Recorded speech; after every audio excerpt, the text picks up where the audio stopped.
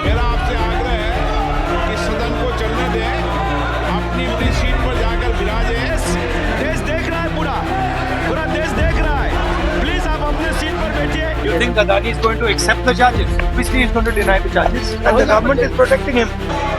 सभा की कार्रवाई गुरुवार दिनांक 28 नवंबर 2026 को प्रातः 11 बजे तक के लिए स्थगित की जाती है।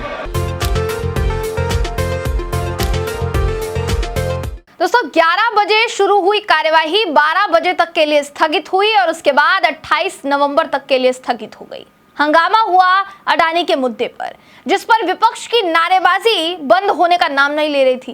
प्रश्नकाल के दौरान सबसे पहले मुद्दा उठा सोशल मीडिया पर अश्लीलता को बंद करने के लिए कानून बनाने का।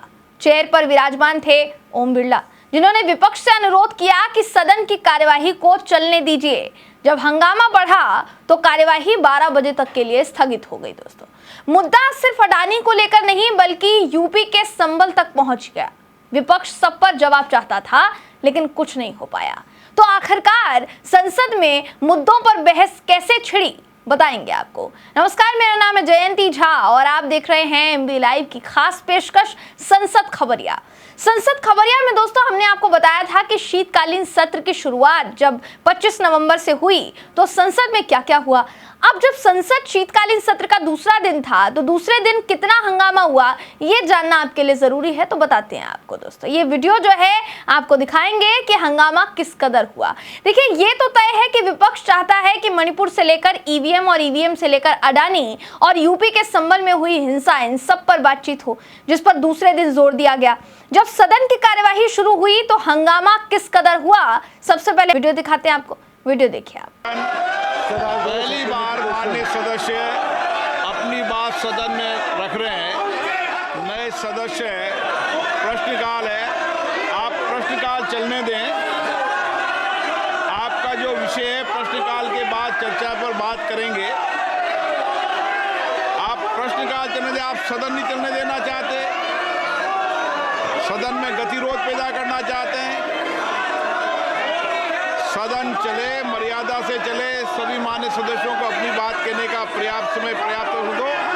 आप भी को भी अपनी बात रखने का पर्याप्त समय पर्याप्त दिया जाएगा।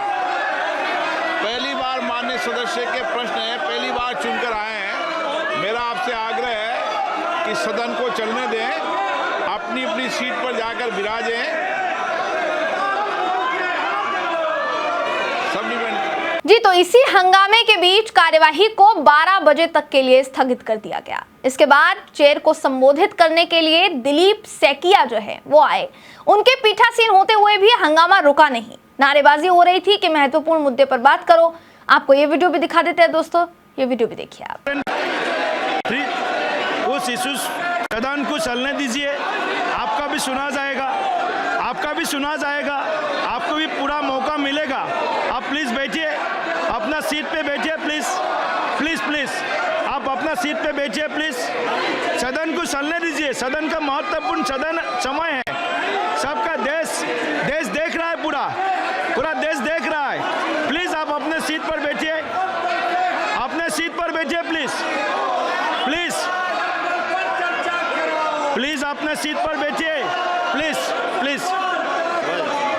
सभा की कार्रवाई गुरुवार दिनांक 28 नवंबर 2026 को प्रातः 11 बजे तक के लिए स्थगित की जाती है। जी, तो कार्यवाही का दूसरा दिन भी हंगामे की भेंट चढ़ गया। लेकिन संसद की कार्यवाही खत्म होने के बाद जब सांसद बाहर आए तो एक दूसरे पर आरोप प्रत्यारोप का दौर जारी था।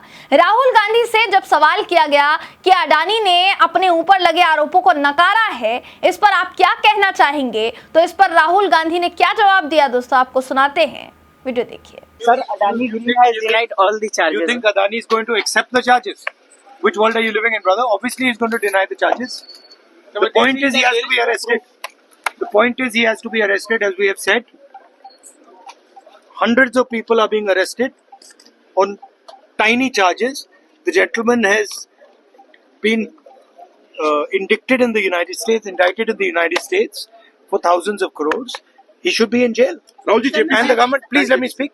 And the government is protecting him. जी, तो राहुल गांधी का साफ कहना था कि जिस तरीके के आरोप उन पर लगे हैं, यानी अडानी पर लगे हैं, उस हिसाब से उनको जेल में होना चाहिए। लेकिन ये हो नहीं पा रहा है क्योंकि मोदी जी और उनकी सरकार अडानी को संरक्षण दे रही है।